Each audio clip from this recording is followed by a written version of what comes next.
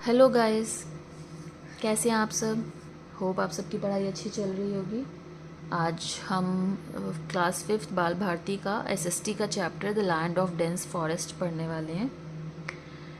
ठीक है, इससे पहले कि हम ये चैप्टर स्टार्ट करें, प्लीज़ पहले मेरे चैनल को सब्सक्राइब ज़रूर कर दें ताकि आप कोई भी इंपॉर्टेंट अपडेट या चैप्टर आप मिस ना कर सकें और मेरी वीडियोज़ आपको हेल्प कर पाएँ। आइए स्टार्ट करते हैं। लैंड ऑफ डेंस फॉरेस्ट, जहाँ पर बहुत ज़्यादा जंगल है। जंगल तो देखा जाए तो हर कंट्री में, हर जगह कहीं ना कहीं, किसी स्टेट में कहीं बहुत सारे थोड़े थोड़े पार्ट ऐसे होते हैं जहाँ बहुत घने जंगल होते हैं। लेकिन अफ्रीका में और अमेरिका में कुछ ऐसे पोर्शन हैं बहुत ज़्यादा बड़े हैं, जो बहुत ज़्यादा बड़े हैं, जिसमें बहुत बड़ा जंगल है। यहाँ पे हम उस अफ्रीका के उस पार्ट की बात करने वाले हैं, ठीक है, जिसको डीआरसी भी कहा जाता है, जो बहुत बड़ी कंट्री है। सबसे बड़ी अल्जीरिया मानी जाती है, दूसरी डीआरसी मानी जाती है, और ये मैक्सिमम एरिया बहुत बड़ा यहाँ पे फॉरेस्ट है। आइए चैप्टर पढ़ना स्टार्ट करते हैं। The region between the tropic of Cancer and the tropic of Capricorn is the equatorial region. आपने पढ़ा हुई है जो ये tropic of Cancer, Arctic Antarctic circle, equator, ये होते हैं। तो जो ये ट्रॉपिक ऑफ कैंसर होता है हमारा, ये वाला, होप आपको दिख रहा होगा वीडियो में, और एक ट्रॉपिक ऑफ कैप्रिकॉन ये वाला, बेसिकली ये इक्वेटर है हमारा। तो इक्वेटर के आसपास वाला इलाका, क्योंकि इक्वेटर के आसपास वाला इलाका ज़्यादा गर्म होता है। ज़्यादा गर्म क्यों होता है भाई? हमने पढ़ा है मेरिडियन पैरेलल्स वाले चैप्टर में कि हमारी अर्थ ऐसे राउंड है, तो जो पोल्स के पास वाला इलाका है वो सन से दूर हो जाता है, और क्योंकि वो कर्व है तो जो बीच का इलाका है वो थोड़ा सन के सामने एक्सपोज्ड होता है वो एरिया, तो इसलिए ज़्यादा हीट एब्जॉर्ब कर पाता है और इसलिए वो ज़्यादा हॉट होता है। तो ये जो बीच का एरिया होता है ज़्यादा हॉट होता है, तो इसलिए यहाँ पे ज़्यादा ग्रीनरी होती है, ज़्यादा लाइव्स आप कह सकते हैं, चाहे वो प्लांट्स हों चाहे एनिमल्स हों, ज़्यादा लाइवली पॉसिबल है। इसलिए यहाँ पर ज़्यादा आप ये ग्रीन पोर्शन देख रहे हैं, कुछ यहाँ भी है, कुछ यहाँ भी है और कुछ यहाँ भी है। ये सारा यहाँ पे बहुत बड़े फॉरेस्ट हैं, ठीक है। This region has hot and wet climate. यहाँ पे हॉट एंड वेट है, जो परफेक्ट रहता है लिविंग थिंग्स के लिए, ठीक है। तो the Democratic Republic of Congo lies in this region. ये है DRC, Democratic Republic of Congo, ये इस रीजन में लाई करता है, ठीक है। तो इसमें आप देख सकते हैं। अब ये है Democratic Republic of Congo. The DRC is the second largest country in Africa. Africa की सेकेंड लार्जेस्ट कंट्री है ये, लार्जेस्ट है area. It has an area about 23.5 lakh square metre. इतना वाइड फैला हुआ है ये लैंड को नापा गया है कितना किलोमीटर में ये एरिया है। The equator passes through the northern part of the country. अगर आप इसमें देख सकते हैं तो इसमें ये देखिए, जो ये है इसके आप यहाँ देखेंगे ना, तो थोड़ा सा ऊपर नॉर्थ की साइड से यहाँ पे देखेंगे आप, तो यहाँ पे आप इधर की साइड से, नॉर्थ की साइड से इस यहाँ पर इक्वेटर पास होता है, ठीक है। लोकेशन, इसकी लोकेशन कहाँ है? The country is located in central Africa. Africa के सेंटर में ये कंट्री लोकेटेड है। It is surrounded by 9 countries. इसके आसपास 9 और कंट्रीज़ हैं, जैसे कि आप इस मैप में देख सकते हैं। यहाँ है central African Republic, south Sudan, ये है कैमरून, इधर है गैबून, रिपब्लिक ऑफ कॉन्गो, इधर एंगोला, ज़ैम्बिया, ये है कडांगा, इधर है तंजानिया, इधर उगांडा, ठीक है। तो ऐसे 9 कंट्रीज़ इसके आसपास हैं।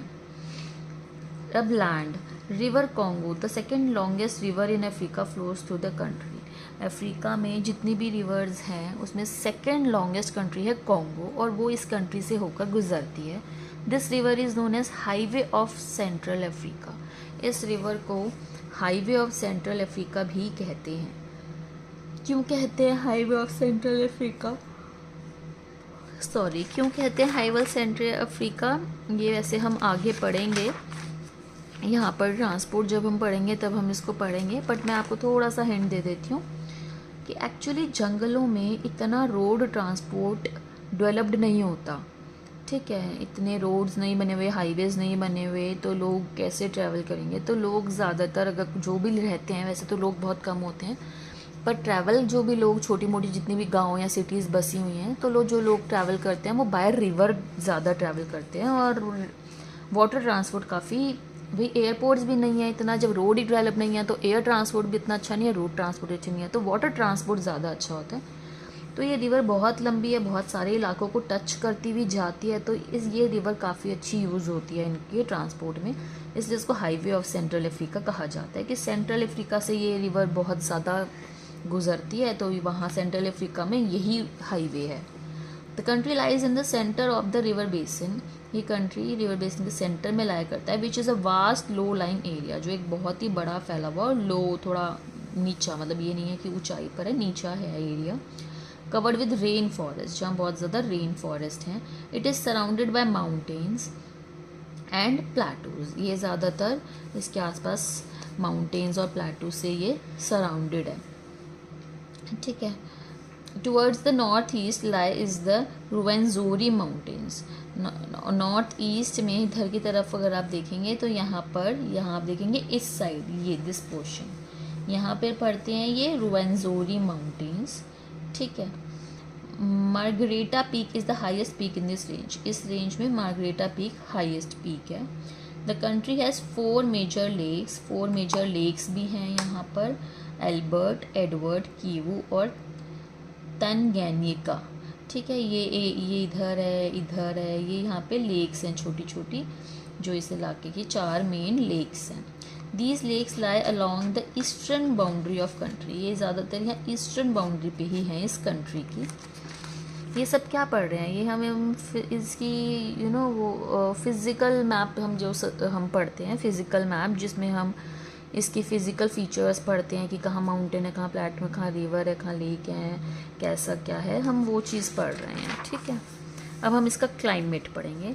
The country has an equatorial climate, equatorial climate कैसा होता है, जो गर्मियों में बहुत गर्मी और सर्दियों में बहुत सर्दी, बारिशों में बहुत ह्यूमिडिटी, जैसा हमारा दिल्ली में है equatorial climate. It is very hot and rainy through out the year, पूरे साल बहुत गर्मी और रेनी रहता है, ह्यूमिडिटी बहुत हाई रहती है, which makes it uncomfortable at times, जिसकी वजह से बहुत अनकम्फर्टेबल हो जाता है।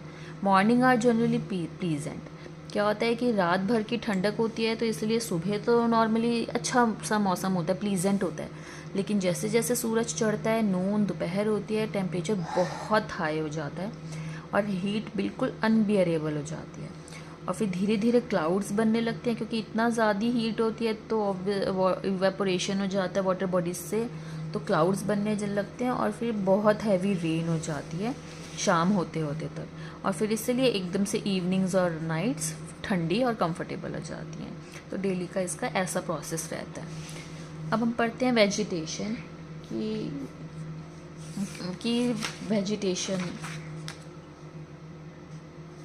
वेजिटेशन हम पढ़ेंगे। In hot and humid regions trees and other plants grow quickly, अब क्योंकि बहुत गर्मी है, ह्यूमिड अच्छी है, तो फिर ऐसे मौसम फेवरेबल होता है प्लांट्स को ग्रो करने के लिए, तो प्लांट्स और ट्रीज बहुत जल्दी ग्रो क्विकली, जल्दी से बड़े हो जाते हैं यहाँ पे, क्योंकि इनको बिल्कुल फेवरेबल कंडीशंस मिल रही हैं। The forest have a large variety of trees, बहुत सारे अलग अलग टाइप के ट्रीज हैं यहाँ पे।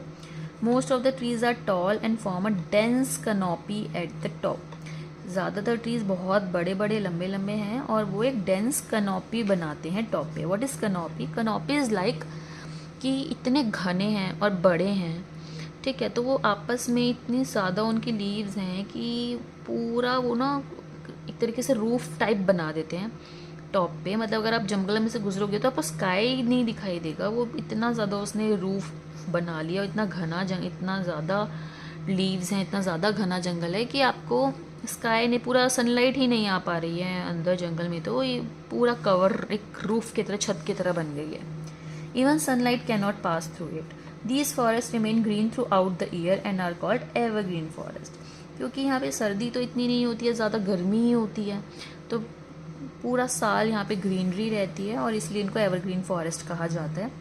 These forest are so dense that it is difficult to pass through them. इतने घने हैं कि इनको पार कर पाना या इनको क्रॉस कर पाना बहुत मुश्किल है। अब यहाँ पे वाइल्ड लाइफ कैसी है? Forest in rich in wild life. अब जंगल घना है, ज़्यादा लाइवलीहुड है, ज़्यादा मतलब लाइफ्स पॉसिबल है क्योंकि हॉट वेदर है, तो एनिमल्स भी ऑब्वियसली ज़्यादा होंगे यहाँ पे। तो रिच है वाइल्ड लाइफ में। गोरीला, चिंपैंजी, मॉन्की, बोनोबूज, बबून्स यहाँ पे मिलते हैं। जो मार्शी लैंड्स हैं वहाँ पर वो घर होता है हिप्पोपोटामस, डायनासोर्स, एलिफेंट्स जैसों का। रिवर्स, लेक्स हैं जहाँ, वहाँ बहुत क्रोकोडाइल्स, एलिगेटर्स, फिश वगैरह मिल जाएंगे आपको।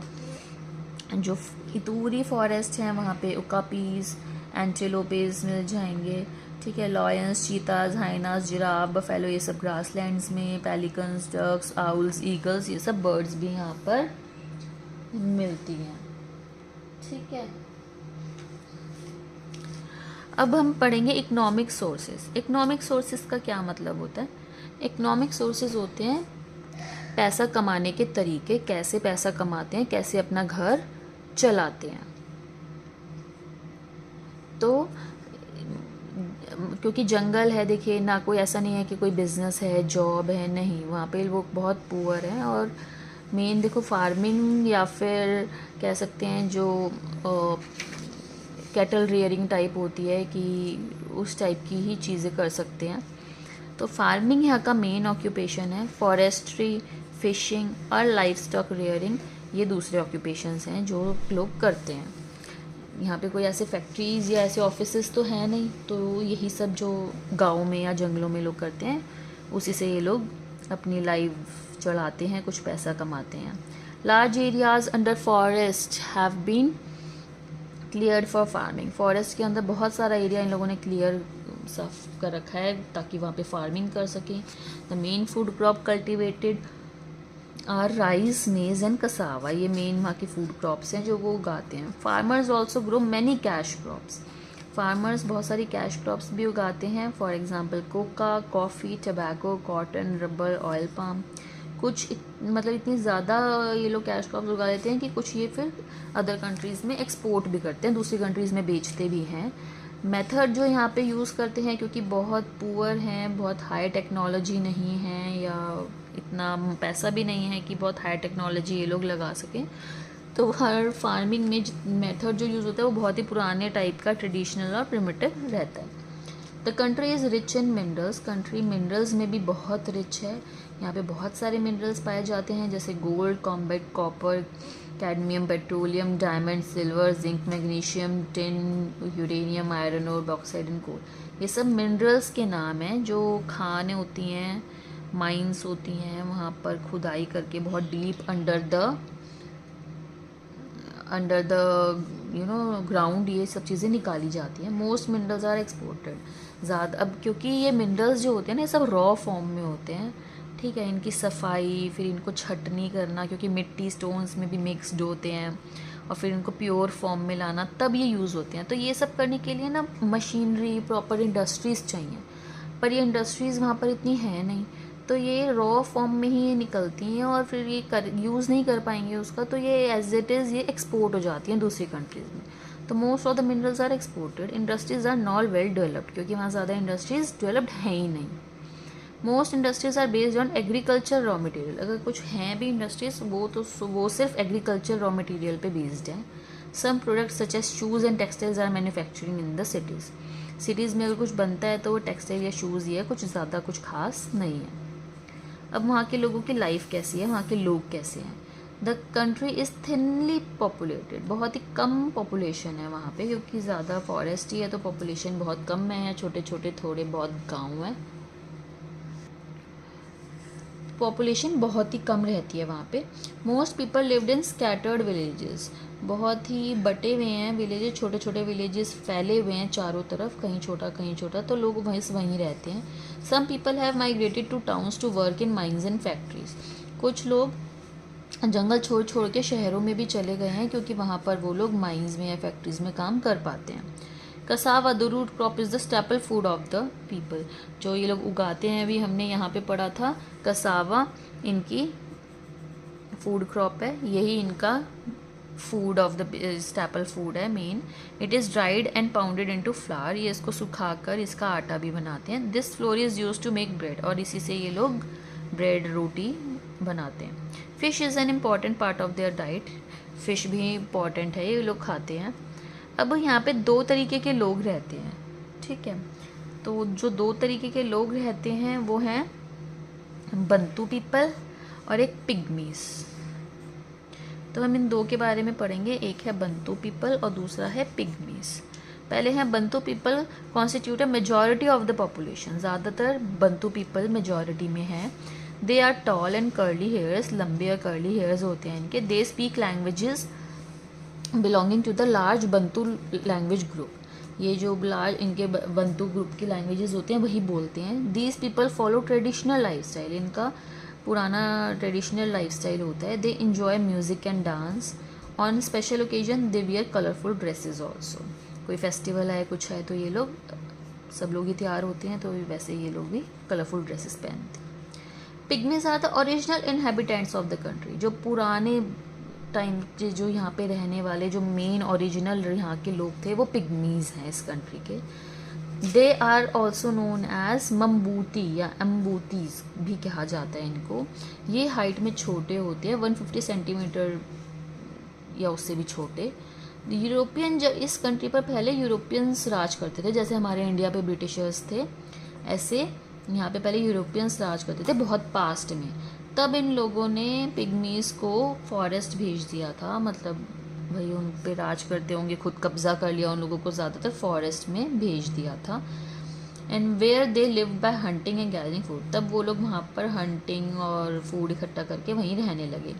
The few pygmies who still remain live mostly in the Ituri forest in the north east. North east में एक इतूरी फॉरेस्ट है, तो कुछ अभी भी अगर पिग्मीज बचे हैं थोड़े या रहते हैं तो वो इतूरी फॉरेस्ट में ही रहते हैं, ज़्यादातर अब बंतू ही हैं वहाँ पे।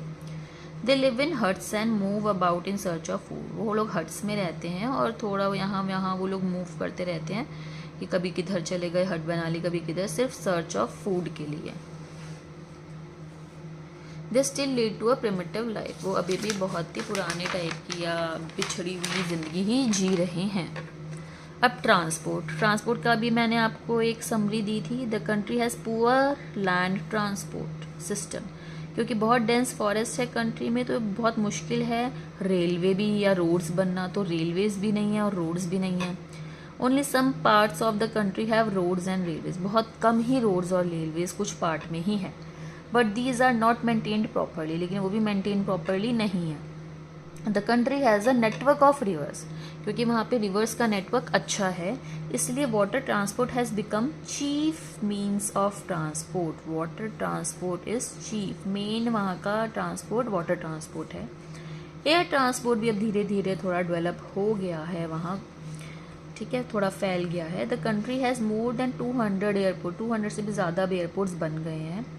This means of transport is fast becoming popular, और अब एयर ट्रांसपोर्ट भी धीरे धीरे पॉपुलर बन रहा है। अब हम पढ़ेंगे cities. 30% of the total population lives in towns and cities. वैसे तो पॉपुलेशन बहुत कम है, पर जितनी भी पॉपुलेशन है उसका भी 30% टाउन्स और सिटीज़ में रहती है, मतलब 70%, आधी से भी ज़्यादा अभी भी वो फॉरेस्ट में ही रहते हैं। किंशासा कैपिटल है और लार्जेस्ट सिटी है यहाँ की। ज़्यादातर इंडस्ट्रियल सेंटर और कमर्शियल सेंटर यही है। और जो दूसरी मेन सिटीज़ हैं उनमें से एक है लुबुम्बाशी, जो मिनरल रिच रीजन है, जहाँ मिनरल्स की बहुत सारा खाने वगैरह हैं। दो बड़ी सिटीज़ हैं यहाँ पे, कनांगा, किसांगनी, लिकासी, किकवित। पोर्ट सिटी जहाँ जो समुद्र किनारे होती है, जहाँ से शिप्स माल वगैरह आते जाते हैं, वो है यहाँ की Matadi. The country is now developing fast, धीरे धीरे कंट्री डेवलप हो रही है। Money earn from export is being used to improve the infrastructure and provide facilities to the government, क्योंकि यहाँ पे एक्सपोर्ट्स बहुत है, मिनरल्स का भी, कुछ क्रॉप्स का भी, तो जितना भी एक्सपोर्ट में ये लोग पैसा कमाते हैं उसको यहाँ का इंफ्रास्ट्रक्चर, मतलब इस जो भी बिल्डिंग्स हैं, पार्क्स हैं, रोड हैं, फ्लाईओवर्स हैं, एयरपोर्ट, रेलवे स्टेशन, सब चीज़ें बनाने में, लोगों को फैसिलिटीज़ प्रोवाइड करने में, स्कूल्स, हॉस्पिटल्स, टेम्पल्स, पार्क्स सब बनाने में, इंफ्रास्ट्रक्चर और फैसिलिटीज़ में इम्प्रूव कर रहे हैं, तो धीरे धीरे ये कंट्री ग्रो कर रही है। ठीक है, तो ये था हमारा चैप्टर डीआरसी का, जो कि एक डेंस फॉरेस्ट है अफ्रीका में। होप आप सबको समझ आया होगा। आगे इसके क्वेश्चन आंसर्स हैं, आप प्लीज़ ट्राई करें, अटेम्प्ट करें। कोई डाउट आता है तो मुझसे पूछें। चैप्टर में कुछ समझ नहीं आया तो प्लीज़ मुझे कमेंट बॉक्स में कमेंट ज़रूर करें। Thank you so much.